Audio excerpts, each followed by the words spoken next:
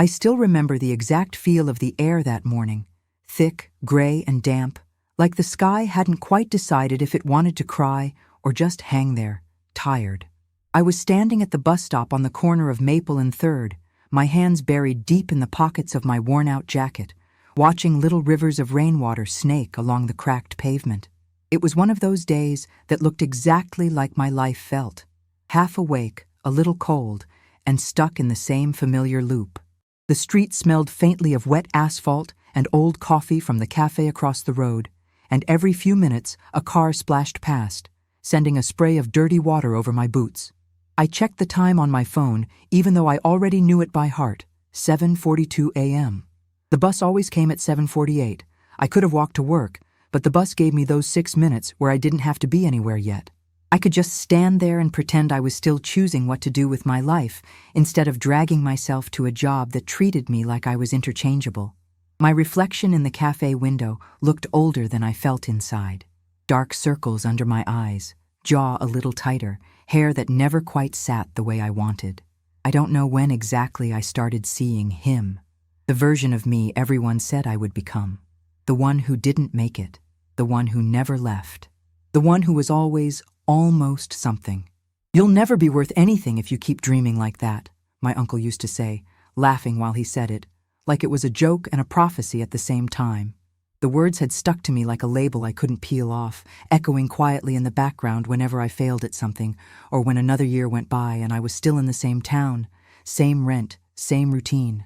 The bus arrived with its usual wheezing sigh, and I climbed in, nodding to the driver, who barely glanced at me. I sat in my usual seat, 4th row from the back, beside the window.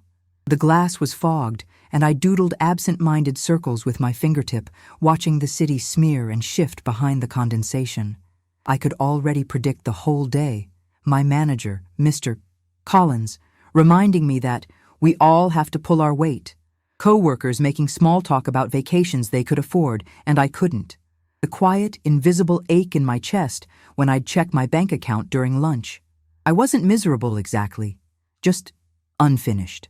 Like someone had started drawing the life I wanted and then got tired and walked away. Somewhere between my stop and the next, my mind drifted back to a completely different kind of morning. I saw my grandmother's kitchen as clearly as if I were still there. The warm yellow tiles, the lace curtain fluttering above the sink, the smell of fresh coffee and toasted bread. I used to sit at the little wooden table with my legs swinging, listening to the radio play old songs while my grandmother, Margaret, hummed along and stirred something in a pot. "You know, Daniel," she would say, tapping my forehead lightly with her spoon, "there's more in here than they see out there. Don't ever forget that."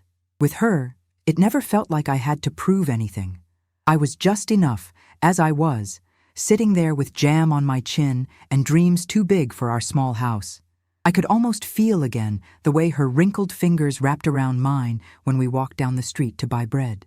She walked slowly, but her presence always felt steady, like she was an anchor in a world that constantly tried to convince me I was drifting nowhere.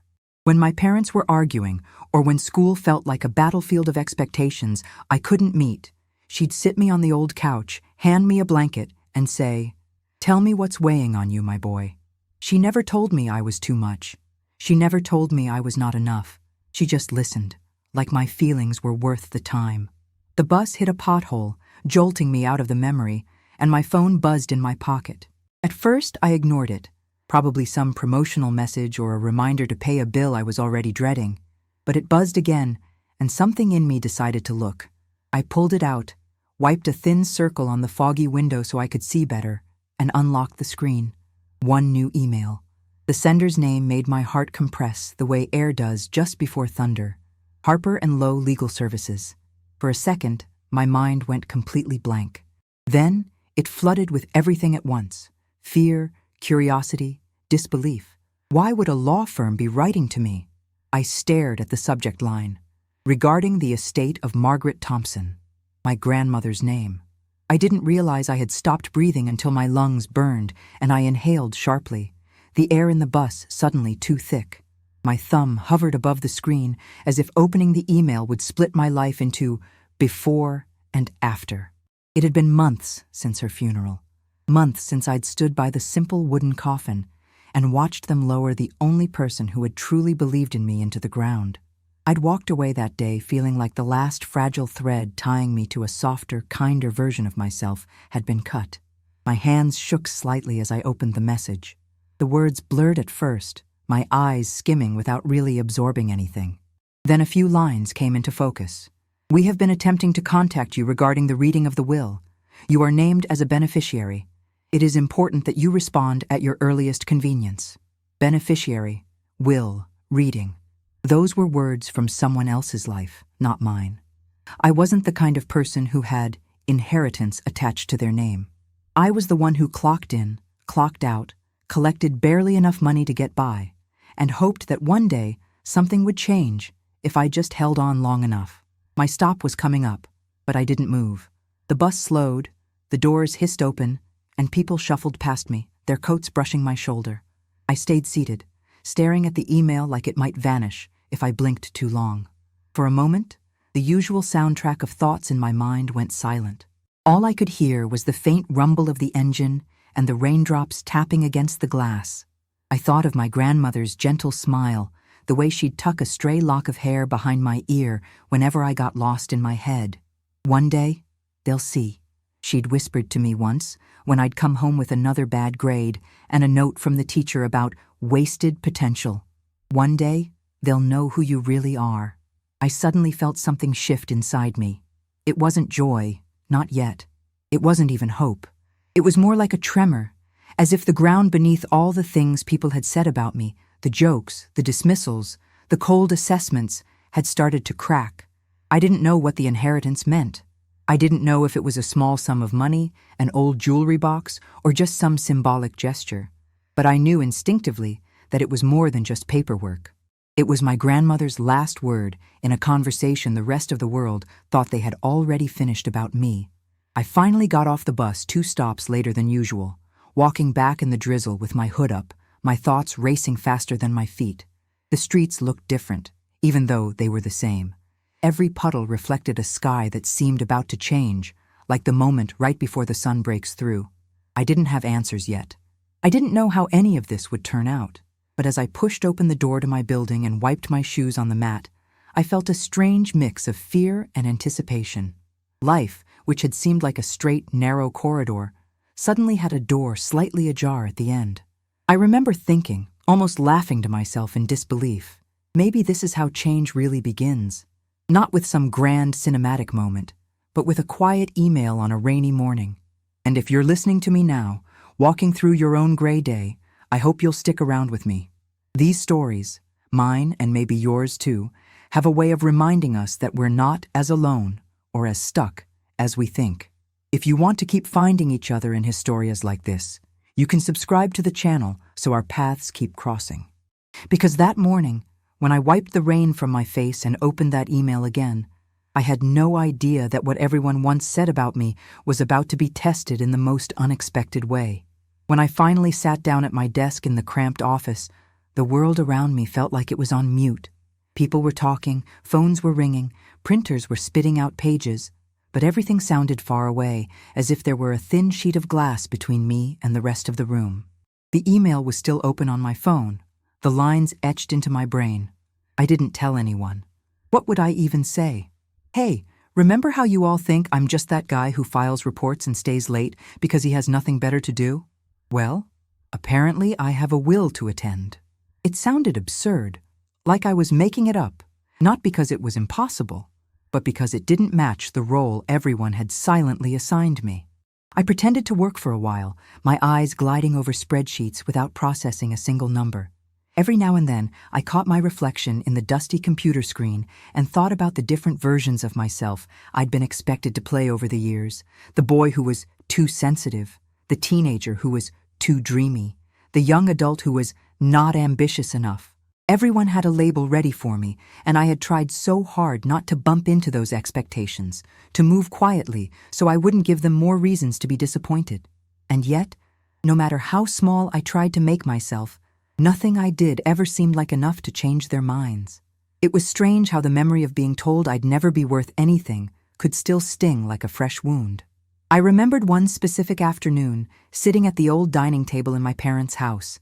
My Uncle Richard was there, leaning back in his chair, his shirt half unbuttoned, a glass of beer in his hand. He looked at my report card and let out a whistle, more amused than surprised.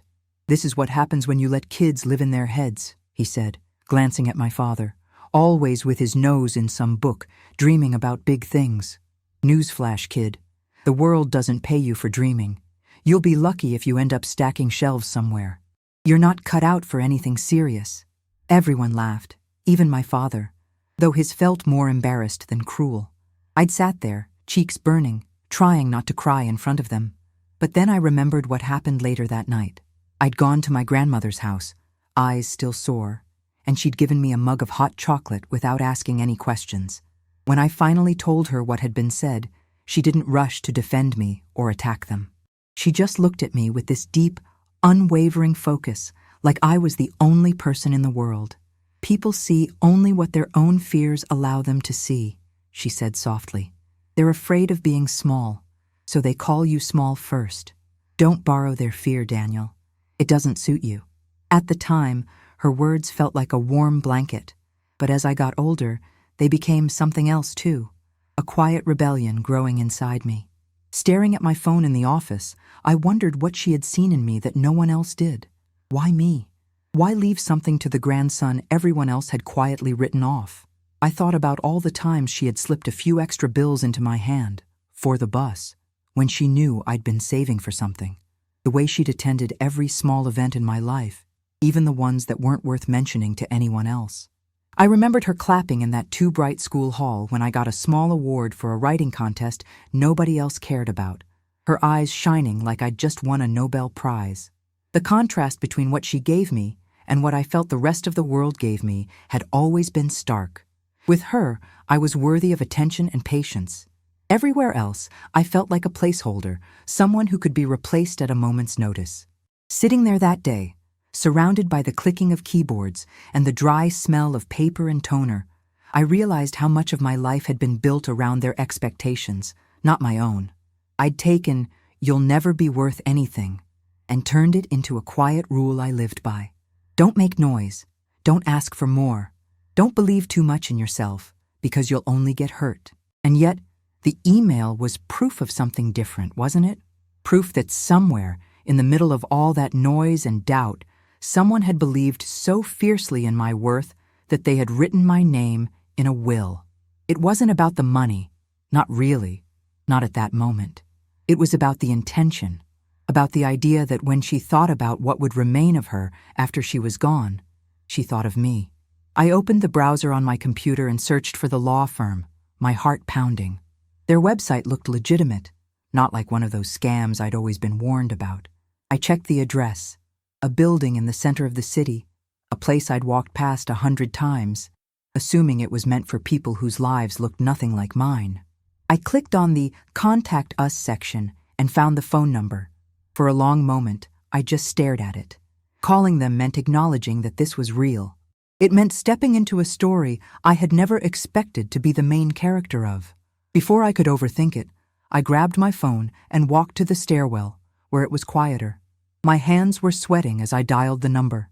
Each ring sounded like a countdown to something I couldn't name. A woman's voice answered, calm and professional. "Good morning, Harper and Lowe Legal Services. How may I direct your call?" I cleared my throat, suddenly aware of how small my voice felt. "Hi, my name is Daniel Thompson," I said. "I received an email about my grandmother's estate." There was a brief pause, the clicking of a keyboard on the other end. "Yes, Mr. Thompson, we've been trying to reach you," she replied. "I see you listed here. Would you be available to come in for a meeting this week? There are some documents to review and things we need to explain in person." Just like that, as if this were normal. As if I were someone who had meetings at law firms all the time. Yes, I said, my voice trembling slightly. "Yes, I can come." We set a date for the following afternoon. When I hung up, I leaned against the cool concrete wall of the stairwell and let out a shaky breath. This was happening. It still didn't feel real, but something inside me had shifted from disbelief to a fragile kind of curiosity. What was waiting for me in that office? What had she left? Was this her last attempt to lift me out of the life everyone else seemed to think I deserved? As I stood there in the stairwell, the fluorescent light flickering weakly above me, I found myself thinking not just about what I might receive, but about who I had become in the years since she died. Had I honored the version of me she believed in, or had I let the words of others take over?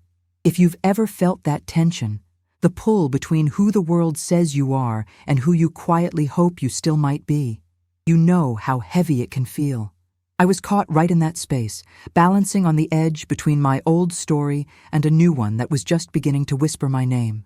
The next day, I arrived at the law firm earlier than I needed to, standing outside the glass doors like someone who'd stumbled into the wrong building. The lobby was all clean lines and quiet light, the kind of place that smells faintly of polished wood and expensive perfume. People in tailored suits walked past me with the kind of purpose I'd always envied, heads held high, steps confident, as if they knew exactly where they belonged. I caught my reflection in the glass and almost didn't recognize myself. There I was in my one decent shirt, the collar slightly frayed but ironed as best as I could manage, my old jacket trying its best to look formal. I felt like a kid playing dress-up in a world built for other people, but I pushed the door open anyway. The receptionist greeted me with a polite smile. "Good afternoon. How can I help you?" "My name is Daniel Thompson," I said, the words feeling both small and strangely important.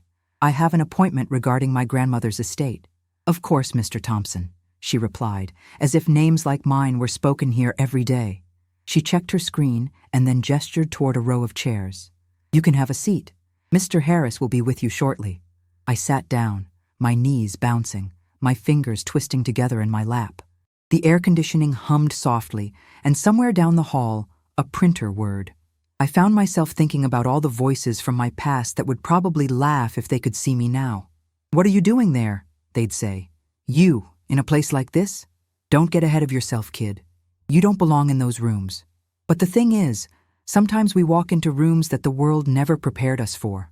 Sometimes we sit in chairs that feel too big at first, not because we don't deserve to be there, but because we've spent so long believing we don't. As I waited, my thoughts drifted again to my grandmother. I could almost hear her voice.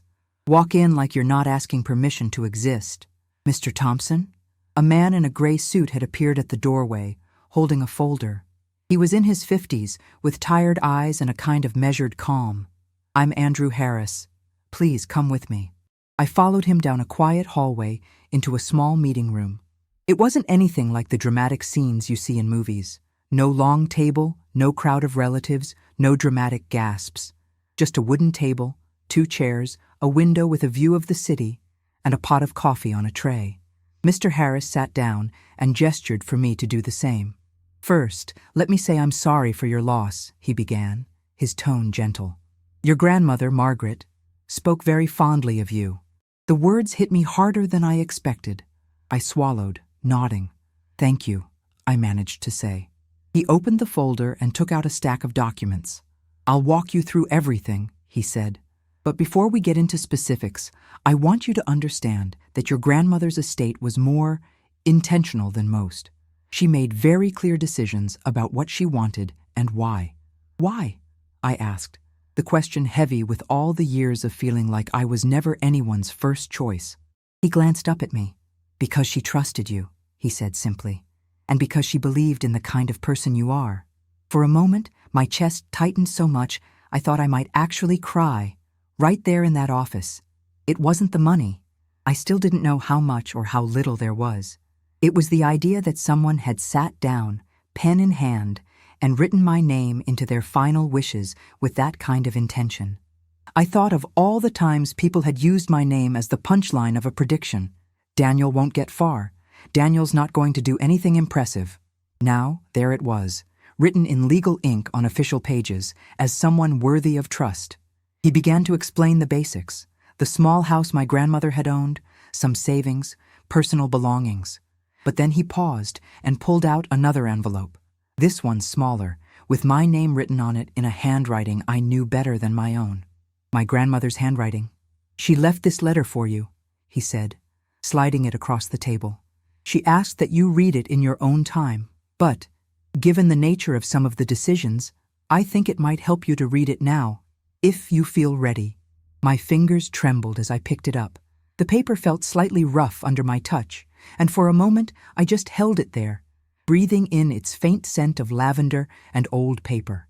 Then I carefully opened it, unfolding the page. "Dear Daniel," it began. I felt my eyes sting. Her words flowed across the page in the same gentle, looping script she'd used to write grocery lists and birthday cards. She wrote about the day I was born, about how small I'd been in her arms, and how she'd known from the very beginning that I carried something inside me that the world might not understand at first. She wrote about watching me grow, about the pain she felt when she heard the things people said to me and around me. "I know they told you that you would never be worth anything," she wrote. "I know you believed it more than you should have. That is why I am doing this. Not because I think money or property will fix everything, but because I want you to have something that is undeniably yours. Something no one can say you didn't earn, because you earned my love and my trust a long time ago. This is not a reward. It is a reminder that you were always worth more than they could see." By the time I reached the end of the letter, my vision was blurred with tears. She wrote about the house, the savings, and something else I hadn't expected. A small investment account she'd built slowly over years, setting aside whatever little she could. "You will be tempted to use this to prove something to them," she wrote. "But my wish is that you use it to prove something to yourself." When I finally looked up, Mr. Harris was watching me with quiet understanding. "I know this is a lot," he said. "Take your time." I wiped my eyes, feeling exposed and yet strangely grounded, like the letter had reached into a part of me I'd buried and gently pulled it back to the surface. I thought of all the times I'd imagined confronting people from my past with some sudden success, showing them how wrong they'd been. But sitting there, with her words still echoing inside me, something subtle began to shift. Maybe this wasn't about them at all. Maybe it never had been. "Can you explain more about the investments?" I asked quietly. He nodded and began detailing the numbers, the accounts, the way she'd structured things so I would have both security and a chance to build something more. It wasn't a fortune by the world's standards, but for me, it was more than I'd ever imagined holding under my own name. Enough to change my life if I was careful. Enough to finally step out of survival mode. As he spoke, my mind drifted between numbers and memories. Her hands kneading dough in the kitchen, her humming while watering the plants, her eyes bright with pride when I showed her my writing. Somewhere between the legal terms and the emotional weight of the letter, an understanding began to form. This was not just an inheritance of money, it was an inheritance of belief. A final, undeniable statement that I was not the sum of other people's low expectations. And if you've ever been told you'd never be worth anything, you might recognize the quiet, almost frightening feeling that comes when someone hands you the proof that they were wrong. Part of you wants to cling to the old story because it's familiar. Another part of you, quieter but stronger, starts to whisper, "What if I really am more than they said?" That whisper was growing louder in me, right there in that chair, as the pages rustled and the rain outside began to ease. Leaving the law firm that day, I stepped out into a city that suddenly looked both the same and completely different. The rain had stopped, but the streets were still wet, reflecting the pale light of a clearing sky. People rushed past me with umbrellas folded under their arms, cars crawled along the road, the smell of roasted coffee drifted from a nearby cafe. Ordinary things. But inside me, everything was rearranging itself, like someone had taken the clutter of my life and turned it into something that, if you squinted, almost looked like a map. I walked without really choosing a direction. Her letter folded carefully in my pocket, the weight of it strangely comforting. My grandmother's words replayed in my mind on a loop. "This is not a reward. It is a reminder." A reminder of what? Of who I could be, maybe. Of who I had always been beneath the noise. I realized how much of my identity had been built on trying to prove people wrong or keeping my head down so they wouldn't notice me at all. And now, here I was, holding the key to a door I hadn't even known existed. I found myself gravitating toward one of the small parks she used to love. It wasn't anything special, just a cluster of trees, a few benches, a patch of grass where kids and dogs sometimes ran around.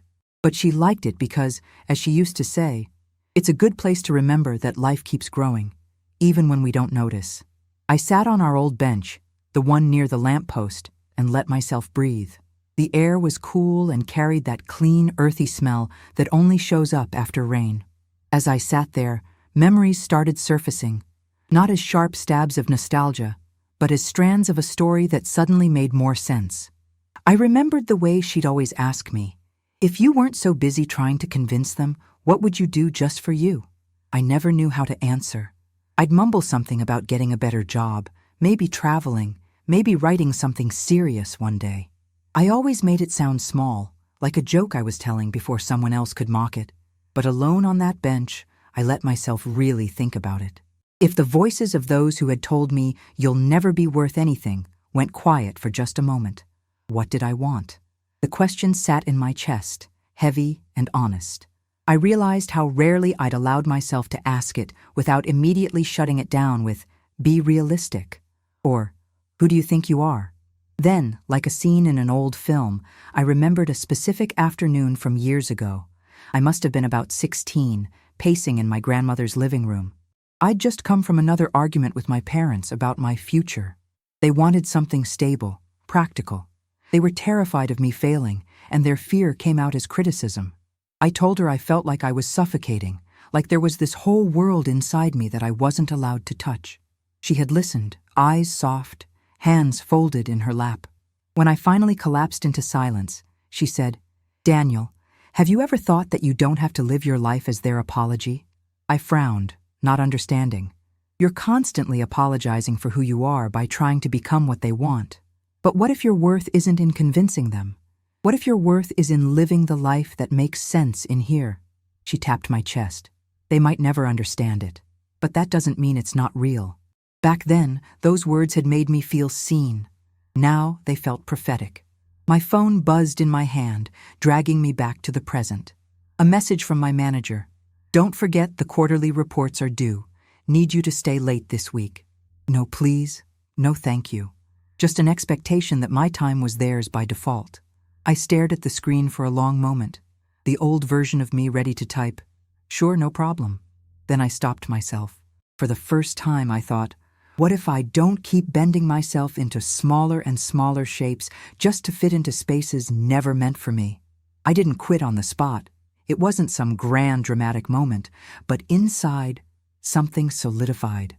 I decided that this inheritance, this unexpected gift, wouldn't just be money sitting in an account.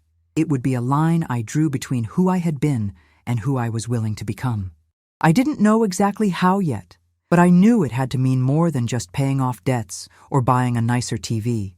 As the days passed, I started making quiet changes. I spent evenings not numbing myself with pointless shows or scrolling endlessly through other people's lives, but sitting at my small kitchen table with a notebook and a pen. I wrote down the things I'd always wanted to do, no matter how absurd they sounded. I wrote about studying, about traveling, about maybe, just maybe, writing my own stories. Stories like the one I was living now. I wrote about buying time, not things. About building a version of myself that wasn't constantly apologizing for existing. It felt strange at first, giving myself permission to dream without immediately shutting it down with a practical excuse. The habit of shrinking yourself doesn't disappear overnight. Sometimes I'd hear my uncle's voice in my head, mocking the idea of me doing anything that wasn't safe and small. But then I'd think of my grandmother's letter, her belief stitched into every sentence, and I'd keep writing. I also started noticing the contrast more clearly, the difference between the people who had once reduced me to a punchline and the ones who, even quietly, had seen something more. A former teacher who'd once told me my words had weight. A friend who'd stayed up late reading a short story I'd written and said, "You know you're good at this, right?" And of course, my grandmother, who'd gone as far as turning her final wishes into a message I couldn't ignore. The more I thought about it, the more I realized that the story I'd been told about myself was incomplete. They had all decided early on that I would never be worth anything.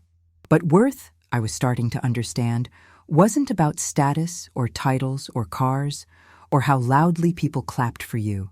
It was about how you lived with yourself, whether you could look at your own reflection and feel, even on the bad days, that you hadn't abandoned who you were meant to be. Sitting on that bench, The letter pressed against my heart. I asked myself a question I'd never really dared to ask out loud. What if this is my chance to stop living like I'm already a disappointment? The question lingered in the air like the last note of a song, and for the first time in a long time, the answer didn't feel impossible. Maybe you felt that too, like your life is a story someone else wrote for you, and you're just reading the lines. But what happens when something unexpectedly lands in your hands that says, "No, this part is yours to write"? That's where I found myself, with the weight of a life I hadn't planned in one hand and the key to a door I never expected to open in the other. And somewhere between those two, a new narrative started to grow. The real turning point came a few weeks later when I decided to go back, not just to the law firm or the bank, but to the place where so many of those old words about my worth had first been spoken. It wasn't a plan I'd announced to anyone. It was something that grew slowly in the quiet moments, like a seed my grandmother had planted years ago, finally breaking through the soil. It started with a phone call from my mother. Her voice crackled slightly through the line, carrying that familiar mix of worry and hesitation. "Daniel, they're organizing a family gathering," she said. "Your Uncle Richard will be there. Your cousins, too. They asked if you'd come." I almost said no immediately. The idea of sitting at that old dining table again, surrounded by the same faces, hearing the same subtle jabs cloaked as jokes, it made my stomach knot. But there was something else now. Something that hadn't been there the last time I sat in that house, feeling like an intruder in my own story. I had her letter. I had the inheritance. I had the beginnings of a plan. And I had a version of myself, still fragile but real, that didn't flinch as easily. "I'll be there," I heard myself say, surprising both of us. The day of the gathering, I drove back to the town where I'd grown up. The road wound through familiar streets, past the school where I'd learned how to shrink myself, past the corner store where I'd once dreamed of seeing my name on a book cover on their small magazine shelf. The further I drove, the more the past pressed in on me, bringing with it a strange mixture of grief and quiet strength. I had left this place physically, but a part of me had been stuck there for years, frozen in the moment someone first told me I'd never be worth anything. When I pulled up in front of my parents' house, the sky was a clear, sharp blue, the kind that makes every shadow look darker. I sat in the car for a moment, hands on the steering wheel, and took a deep breath. In the back seat, a folder rested quietly, containing documents that confirmed everything I was still getting used to saying out loud, that I owned a house now, that I had savings, that I had options. But more than that, the folder represented the fact that my life was no longer defined solely by what I'd failed to become in their eyes. Inside, the voices greeted me with a familiarity that felt both comforting and suffocating. "There he is," my Uncle Richard boomed, slapping me on the back a little too hard when I walked into the dining room. "Look at you, still alive, huh?" His laugh filled the room, and the others joined in, more out of habit than genuine amusement. I smiled politely, the way I'd been taught to. But this time, something inside me didn't curl up. I noticed the details. The way his eyes flicked to my clothes, assessing. The way my cousins watched me with thinly veiled curiosity, like they were waiting for a show to start. I realized that for them, I had always been a kind of entertainment, a cautionary tale about what happens when you don't follow the script. "Still working at that little office?" he asked, taking a seat at the table, already reaching for the breadbasket. "For now," I said, pouring myself a glass of water. "Things are changing, though." "Oh?" he smirked. "You win the lottery or something?" His joke landed with the casual cruelty of someone who'd never considered the weight of his own words. The room chuckled again. My mother shifted uncomfortably, her eyes darting to mine with a flicker of apology she didn't know how to put into words. In another version of my life, I would have laughed along, shrugged, made myself small so they could feel big. But that day, with my grandmother's letter like a steady hand on my shoulder, I did something different. I let the silence stretch for a moment. I let him see that his words didn't own me anymore. "Not the lottery," I said calmly, "but something that required more faith and patience than you might appreciate." He raised an eyebrow, amusement flickering into mild annoyance. "What's that supposed to mean?" I met his gaze, feeling a surprising calm settle in my chest. "It means that while you were busy telling everyone what I'd never be," I replied quietly, Someone else was quietly investing in who I already was. The room went still. Forks paused halfway to mouths. My father shifted in his chair. My mother's eyes widened. For the first time, I had their full attention, not as the butt of a joke, but as someone who had stepped outside the frame they'd put me in. "What are you talking about?" my uncle scoffed, but there was a crack in his confidence now. I took the folder out of my bag and placed it gently on the table. I didn't need to slam it down or make a show of it. The weight of my action was enough. "Grandma's estate was finalized," I said. "She left me her house, her savings, and an investment account she'd been building for years. Enough for me to pay off my debts, enough for me to start again on my own terms." For a moment, no one spoke. Then my uncle laughed, but it sounded hollow. "You? She left it to you?" He shook his head, as if the universe had made a mistake. "Why would she do that?" I looked at him, and for the first time, I didn't feel small under his gaze. I felt steady. "Maybe because she saw something in me you never bothered to look for," I said. "Maybe because she knew that worth isn't measured by the way you talk about people behind their backs." The words surprised even me with their clarity. I wasn't shouting. I wasn't shaking. I was just telling the truth, a truth that had been waiting years to be spoken. My cousins exchanged looks. My father cleared his throat, unable to meet my eyes. My mother looked like she was about to cry. My uncle opened his mouth again, ready to protest, but this time he seemed to think better of it. The usual script had been interrupted, and he didn't know his lines. In that moment, I realized something important. The unexpected inheritance reveal wasn't about flashing money or proving I'd made it in some shallow, material way. It was about reclaiming my voice in the very space where it had once been silenced. It was about standing at that same old table and saying, without screaming or begging, "You were wrong about me." I didn't stay much longer after that. We ate, we talked in stilted sentences, and the atmosphere never quite returned to the casual cruelty it had known so well. Something had shifted, not just in how they saw me, but in how I saw myself in their presence. I wasn't there to win their approval anymore. I wasn't there to convince them of my worth. I was there as a visitor to a story I no longer lived in.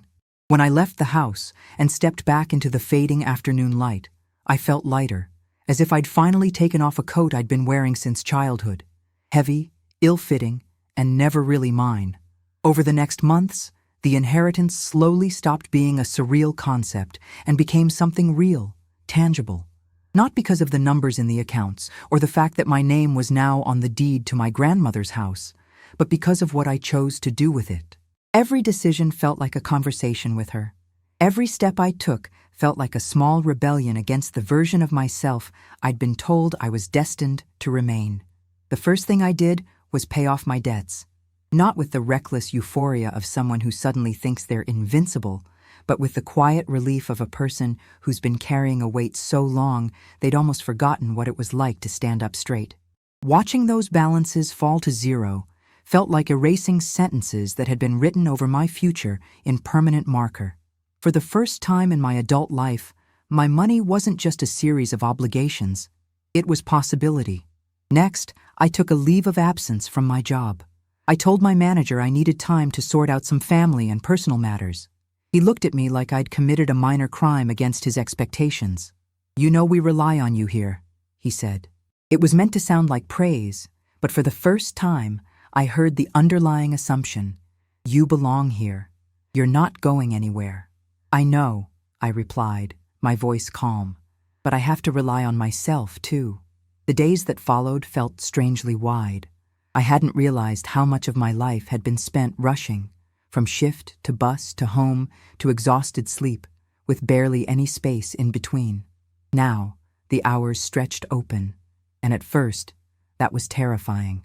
When you've built your whole identity around being busy and quietly disappointed, free time can feel like a spotlight you don't know how to stand under.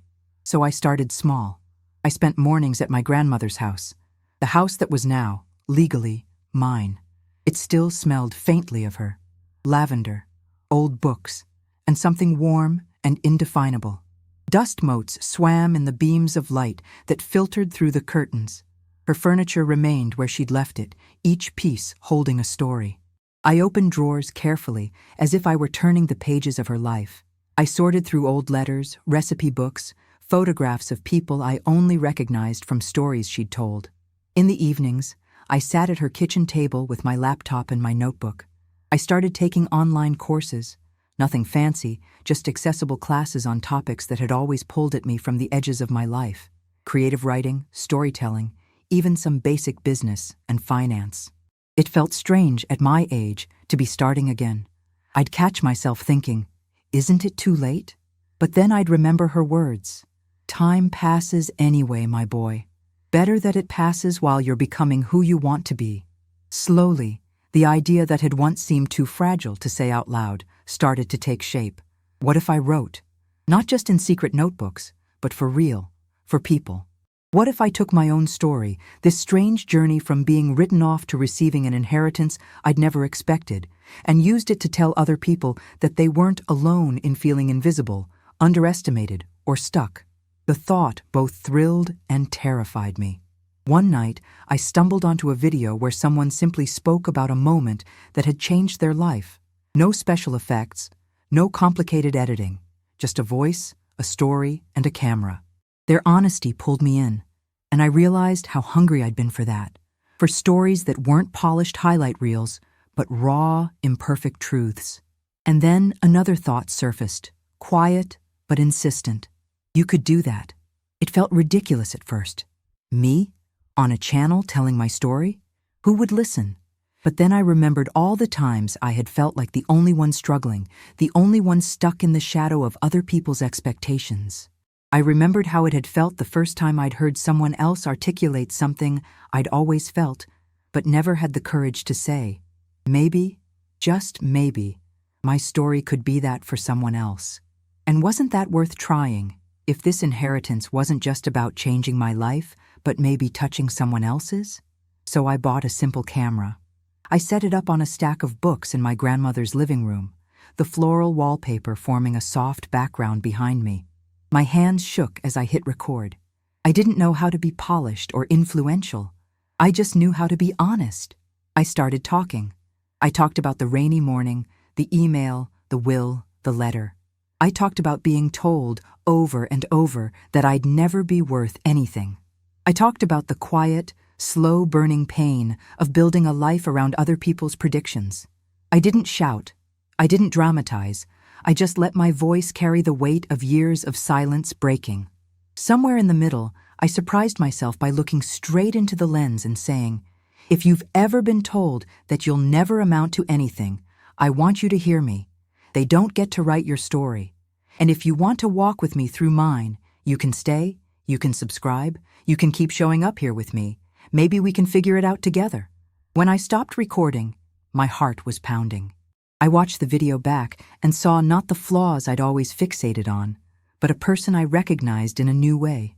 Someone who'd been through something and who wasn't afraid to say it out loud anymore. I uploaded it, half expecting no one to care. But people did care. Not millions, not overnight, but enough. Enough that comments started appearing. People from different places with different lives, saying the same kinds of things. This is my story too. I needed to hear this today. I thought I was the only one.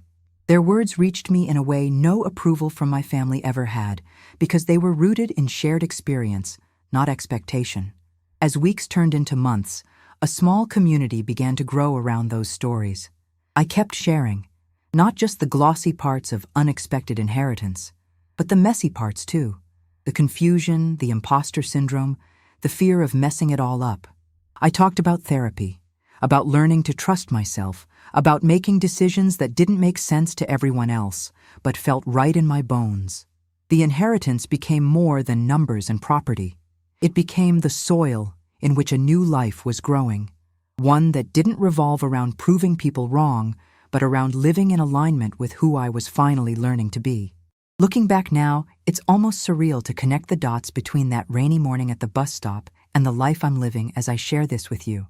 If you saw me today, sitting at my grandmother's old table with my camera set up in front of me, you might think I've always been this version of myself, steady, more sure of my worth, more at peace with where I'm heading.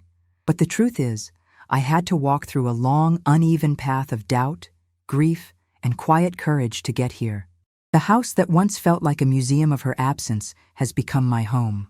I've painted the walls but kept some of her favorite things. The clock that always ticks a little too loudly, the worn armchair by the window, the teacups with faded gold rims. I like to think she'd approve of how I've blended our worlds, her softness and my slowly growing strength. On the wall above my desk, I framed her letter, not to worship it, but to remind myself on the days when the old voices get loud again, that someone saw me clearly and chose to invest in that vision. The channel has grown, not into something huge and glamorous, but into something honest and alive. People come and go, but a core group has stayed. They write to me about their own versions of "you'll never be worth anything." Some were told they were too quiet, too emotional, too strange. Others were told they weren't smart enough, strong enough, normal enough. I read their messages and realized that my story, which once felt like such a personal wound, is part of something bigger. A pattern of how the world treats anyone who doesn't fit neatly into its narrow boxes. Sometimes, late at night, I imagine my grandmother watching one of my videos. I can almost see her sitting on the couch, hands folded in her lap, eyes bright with that mix of pride and mischief she always had. "There you are," she'd say, "the version of you I carried in my heart all those years." And I think about how her belief in me didn't just inherit me money. It inherited me back to myself. The unexpected inheritance reveal wasn't a single moment. It wasn't just me standing at a table telling my uncle he'd been wrong, or signing papers in a law firm, or watching numbers appear in my bank account. It was a series of quiet realizations that I didn't have to keep accepting the smallest version of my life, that I could still begin again even after years of feeling stuck, that worth is not something granted by those who underestimate you, but something you agree to see in yourself again and again, even when it's hard. I used part of the money to create a small scholarship fund in my grandmother's name for kids in our town who, like me, had been told they weren't going anywhere. I wanted her belief to ripple outward, touching lives she'd never met. When we gave out the first scholarship, I watched a young girl with nervous eyes and bitten nails accept the certificate. Her hands shook the way mine once had. As she stepped off the stage, she glanced at me, and for a brief moment, our eyes met with a silent understanding. I knew that look. I knew that question in her gaze. Could I really be more than what they say I am? Walking home that day, the air warm and golden, I realized that this was the real inheritance. Not the house, not the accounts, not the documents in their careful folder. It was the chance to turn pain into purpose, to look at the parts of my life that had once made me feel small and say, "I'm going to use this.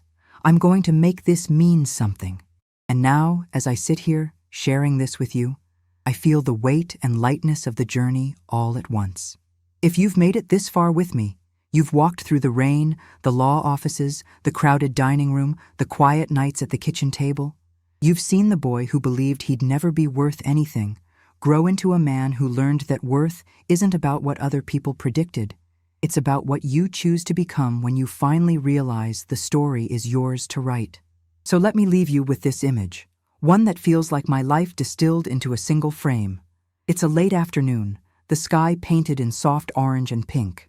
I'm standing in my grandmother's garden, the one she used to tend with such care, now filled with new plants I've added, roots digging into the soil she once turned with her hands. In one hand, I'm holding a cup of tea in her old chipped mug. In the other, I'm holding a small notebook, pages filled with ideas, plans, pieces of future stories. The house behind me is no longer a monument to what I lost, but a living place. Lights on, windows open, laughter occasionally spilling out when friends visit. The wind moves gently through the leaves, and for a moment, everything is quiet. No old voices, no accusations, no predictions of failure. Just the steady, peaceful awareness that I am here, that I am enough, and that I am still becoming. That the boy they once dismissed has grown into someone who doesn't need their approval to feel valuable. And to you, listening on the other side of this story, I want to say this as clearly as I can. Your worth did not begin when someone finally noticed it, and it does not end when someone fails to see it. If my journey proves anything, it's that you are allowed to return to your own life with an unexpected inheritance too. the inheritance of self-respect, of new choices, of a future you didn't think you were allowed to imagine. If this stirred something in you, if you've recognized pieces of yourself in my words, I'd love to hear your side. Tell me in the comments about a moment when someone underestimated you, or when you almost gave up on yourself. This space isn't just about my story, it's about ours. And if you feel that small pull to stay, to keep walking through these stories together, you're welcome here. Always.